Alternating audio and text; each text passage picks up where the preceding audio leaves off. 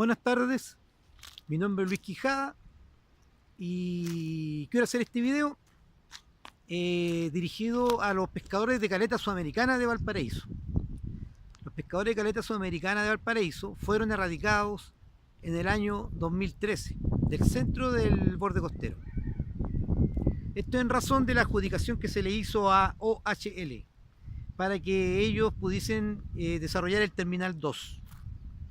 Eso ocurrió en el año 2013, en pleno gobierno de Sebastián Piñera. La historia de caleta sudamericana es mucho más antigua. La historia de caleta sudamericana se remonta al año 2004, cuando Carlos Arao, en ese momento presidente del sindicato de pescadores de caleta sudamericana, recurre a mí para solicitar ayuda y poder lograr su caleta pesquera y liberarse del encierro que él decía, porque había un encierro. Entonces este pescador, que estaba consciente de lo que le ocurría, solicitó ayuda. Y a partir del 2004 empezó toda una historia que en realidad termina muy mal, pero que es necesario recordar, aunque nos duela, para poder dar una salida a ese gran fraude que hubo en esa negociación entre Empresa Puerto Valparaíso y los pescadores de caleta sudamericana. A partir del año 2004 y en solicitud de Carlos Arao, me toca conversar y fui a conversar con Padre Humá, que en ese minuto Padre Humá era asesor del intendente Luis Guastavino. Y Padre Humá me comunica directamente con el presidente de Empresa Puerto Valparaíso, Gabriel Aldoney, actual intendente, para poder ver y conversar el tema de la caleta pesquera. Por cuanto Paddy sabía que la caleta pesquera estaba obstaculizando el avance de la expansión portuaria. Y cuando conversé con Gabriel Aldoney, en el año 2004, estamos hablando de noviembre, diciembre, al finales del año 2004, Gabriel Aldoney manifiesta directamente que él necesitaba sacar a los pescadores. Y para eso me plantea de que había una cartera de 1.500 millones de pesos. 1.500 millones de pesos. Entonces en ese minuto, cuando surgieron las cifras, yo lo que le dije es que en realidad no estaba mandatado por los pescadores ni por Carlos Arao, que había conversado conmigo, para resolver cifras económicas respecto a su salida, sino que a mí lo que me interesaba era que los pescadores pudieran tener su caletita y poder trasladarlo de ahí para que ellos sigan ejerciendo su faena, faena además que son desde muy antiguo en el borde costero del Valparaíso. O sea, si hablamos de la pesca artesanal, estamos hablando del sector de Barón, de los antiguos changos, de la Calaguala, del Barón. Estamos hablando de la caleta Jaime, caletas de 1800. Los pescadores siempre se han agrupado en el centro del borde costero por las mejores condiciones marinas del oleaje. Y esta gente de caleta sudamericana son herederos directos de ellos. Y este es pega de un historiador, y sería muy interesante que un historiador pudiese hacer la conexión, por cuanto la historia dice que los pescadores, los tiznados, quienes ocupaban el molo de abrigo, después del golpe de Estado en el año 64, esos tiznados que eran pescadores, que eran orilleros, entonces esos pescadores fueron trasladados del molo de abrigo, fueron trasladados al lado oriente del Espigón, cuando el Espigón era estatal, en la época antigua del Paraíso, en una época de esplendor, no como ahora, para los que defienden el modelo. Entonces, estos pescadores fueron trasladados al sector y conjuntamente herederos pescadores de la caleta Jaime, que antiguamente se ubicaba entre lo que es hoy día Avenida Francia, para Valparaíso, Avenida Francia con Colón. Esos pescadores, hay descendientes de ellos, porque esos pescadores se fueron al Membrillo, y del Membrillo muchos migraron al lado oriente del Espigón en el año 74, y de ahí se fueron desarrollando. Entonces, la historia dice que cuando vino la expansión portuaria, y cambió la figura de Emporchi a la descentralización de los puertos, en lo que es la ley de modernización del sistema portuario estatal, estos pescadores, la decisión que tuvo Puerto es dejarlos encerrarlos.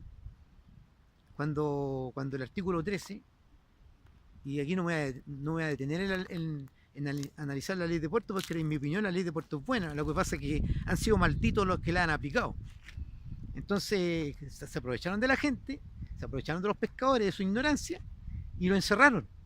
Y le empezaron a cobrar por estar produciendo ahí en el lugar que están. Cuando en realidad lo que tenía que haber ocurrido es la aplicación del artículo 13, que se llama artículo 13 de las inversiones, en donde si ellos se encontraban una comunidad anterior a la modernización del sistema portuario estatal, el deber de ellos, de puerto, de su directorio, era haber incluido a esta gente en el plan maestro, y asimismo, al estar incluidos en el plan maestro, hubiesen sido beneficiarios del calendario referencial de inversiones. Es decir, hubiésemos tenido una pesca artesanal absolutamente pujante y potente, mejorando nuestra condición alimentaria como sociedad. Tal como lo dijo Eduardo Artés cuando, en su discurso que está grabado en Facebook, él planteaba el tema alimentario como algo de su primera prioridad de su gobierno, del gobierno de la Unión Patriótica.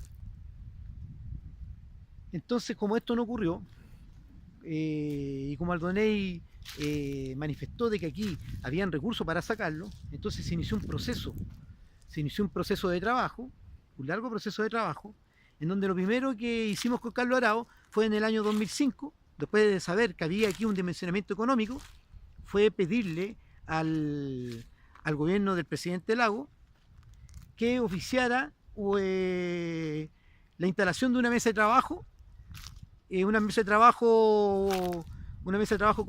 con las partes, para poder velar por el tema de qué pasaba con esta escaleta pesquera que estaba encerrada en la modernización del sistema portuario estatal, y que por lo tanto habían daños y había un menoscabo al tema de la pesca artesanal. Entonces el expresidente Lago acoge esa propuesta, una carta que diseñé a Carlos Arao y que se la entregó en una actividad que hubo en el 2005 en Portales. En esa actividad estaba Domingo Namuncura. Y Domingo Namuncura, que donde esté, uno le hace los más grandes tributos, porque Domingo Namuncura ayudó mucho para que el presidente Lagos acogiera esa carta, recibiera la carta de mano de Carlos Arao, y finalmente él acogiera y diera lugar para iniciar una mesa de trabajo con mandato presidencial. Una mesa de trabajo muy seria, en donde se convocaron las partes, en donde se convocó a EPB, por el lado de EPB vino directamente su gerente general Harald Jagger, por el lado el intendente Guastavino nominó a Iván de la Maza como presidente de la mesa de trabajo, e Iván de la Maza nominó a quien habla, hoy candidato a diputado por la Unión Patriótica, para que oficiara como secretario técnico. Y se inició un proceso de esplendor, en donde los pescadores por primera vez estaban sentados en una mesa, viendo sus condiciones, sus reales condiciones, todos sus derechos vulnerados, porque ellos, por ejemplo, Puerto no cumplía con el tema de la ley de medio ambiente y todo lo que es el código sanitario y todo lo que significa que cuando existen trabajadores, que estos trabajadores puedan tener sus duchas. Los pescadores ejercieron durante muchos años sin baños, sin duchas, sin nada. Ellos a la intemperie hacían su actividad, ni siquiera con containers, porque los containers eran poquitos y había que pagarlo, había que pagar por estar ahí. En un lugar que que tenía decreto de caleta, estaba un lugar que estaba protegido por el decreto supremo 240. Entonces, ante esta ignominia de Puerto, ante este fascismo de Harald Jagger y de las dictaduras de los gerentes generales de las empresas portuarias, porque posteriormente Harald Jagger hoy día es Davanino, y Davanino está metido en el tema de la negociación de carretas sudamericanas de manera directa, con acto que él va a tener que responder. Entonces, pero eso es más adelante. Entonces, ¿qué es lo que ocurre? Que Puerto se convoca con Harald Jagger, se convocan todos, y por primera vez los pescadores tenían el mismo nivel de ellos y se podían comunicar, y como el secretario de esa mesa de trabajo era yo, por lo tanto yo garantizaba de que ellos tuviesen ellos estuviesen representados y que sus posiciones sean atendidas y resolver el tema de su encierro, que además sin baño, sin nada. De hecho, el puerto, cuando convocamos a la mesa, se demoró como 1 o 2 meses en poner baño, pero colocó un sistema de baños públicos, o sea, un baño sin ducha, sin nada, o sea, ellos siguieron en sus containers con condiciones infrahumanas para poder ejercer su pega. Además que para ellos les convenía porque el fondeo en ese sector es maravilloso para poder pescar y ellos pueden entrar seguros, a aguas tranquilas. Entonces era la caleta más potente de todas las caletas de Valparaíso. Producía 4 veces más que el Mombrillo y producía 3 veces más que Portales. Más de 6.000 toneladas anuales en todo tipo de recursos, a lo menos 5 recursos. A lo menos 5 recursos en donde estaba toda la pesca del tiburón, de la albacora. Era alucinante verlo a ellos cuando llegaban los barcos de albacora cargados hasta el tope, sacando tantos recursos alimentarios que nos abastecía a todo, porque acuérdense de los que somos de aquí, de Valparaíso, que la albacora, todo eso estaba muy barato, y la jibia y la caleta sudamericana logró producir el 90% de la jibia entre las 3 caletas. Entonces, ¿qué pasa? Esta caleta estaba encerrada, pero sus pescadores eran pescadores salvajes, herederos de antiguas tradiciones, changos directos. Quien los vea, cualquier antropólogo que esté viendo este video y vaya a verlo y conversar con ellos, van a saber al tiro que son changos de la costa antiguo. Es alucinante, es maravilloso. Entonces, con todo este trabajo que hubo en la primera parte de Caleta Sudamericana, cuando se consiguió el mandato presidencial, cuando Guastavino mandata a Iván de la Maza para quedarme en la mesa de trabajo, cuando Iván de la Maza me nomina a mí como secretario técnico en solicitud de los pescadores, nosotros generamos un proceso virtuoso en donde llegamos hasta licitamos un estudio por 26 millones de pesos, en donde Harald Jagger se compromete con la mesa de trabajo de Caleta Sudamericana, licita un estudio por 26 millones de pesos. Y ese estudio se fue adjudicado mediante licitación pública ejercida por EPB a la Universidad del Paraíso. Y la Universidad del Paraíso lo que arroja su estudio en 4 puntos, donde se iba a relocalizar esta caleta, la más productiva del Paraíso, era en el sector desde el sur al norte, en el sector de Roca la Baja, al lado sur del Membrillo, en el sector de Bellavista, en el sector del Barón y Punta Gruesa al lado norte de Portales. Entonces, en esos 4 puntos, la Universidad del Paraíso se adjudicó un estudio en donde ellos tenían que sacar todo tipo de rentabilidades social, económica, etcétera, etcétera. Como la mesa de trabajo está integrada por nosotros y yo era secretario técnico, lo que prevalecía era la rentabilidad social. Y la mayor rentabilidad social se la adjudicó el sector de Barón. Y cuando Harald Jagger se dio cuenta de que era el sector de Barón en donde se iba a instalar Caleta Sudamericana, entonces la historia cambió. Y ellos generaron una brutal intervención que yo voy a develar en el próximo video. En el próximo video lo voy a develar porque esa brutal intervención terminó con una grabación. Es decir, el negociador de puerto fue a la casa del comandante Pancho Ojeda.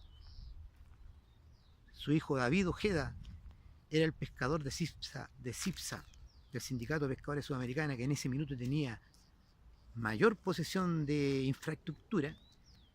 Y este negociador que metió Harald Jagger para destruir la mesa de trabajo que había arrojado que la caleta sudamericana tenía que instalarse en Barón, ese negociador que metió Harald Jagger salió grabado.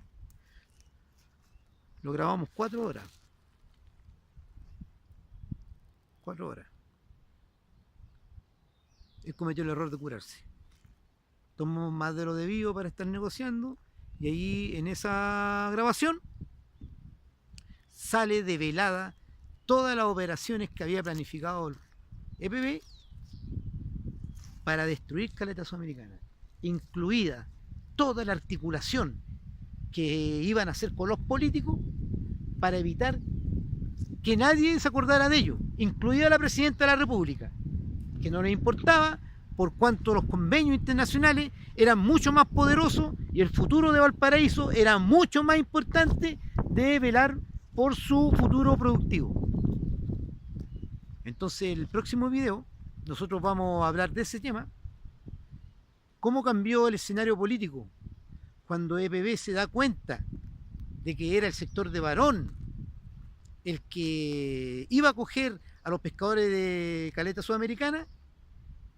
Y en el próximo video develaremos otro antecedente en donde finalmente vamos a llegar a cómo se generó y cómo se fundó este gran fraude que terminó con la pesca artesanal del centro del borde costero. Además, como ya dijimos anteriormente, haremos el relato con los testigos, con la gente que estuvo ahí, y les mostraremos a todos ustedes cuáles han sido las experiencias que han tenido todos los pescadores artesanales después que se les sacó el 2013, porque ellos quedaron abandonados en Laguna Verde y a la mayoría de ellos, muchos de ellos, fueron a morir a Quintero, en la bahía más contaminada de Chile. Es decir, Empresa Puerto Valparaíso mandó a los pescadores, a gran parte de Caleta Sudamericana, a morir a Quintero.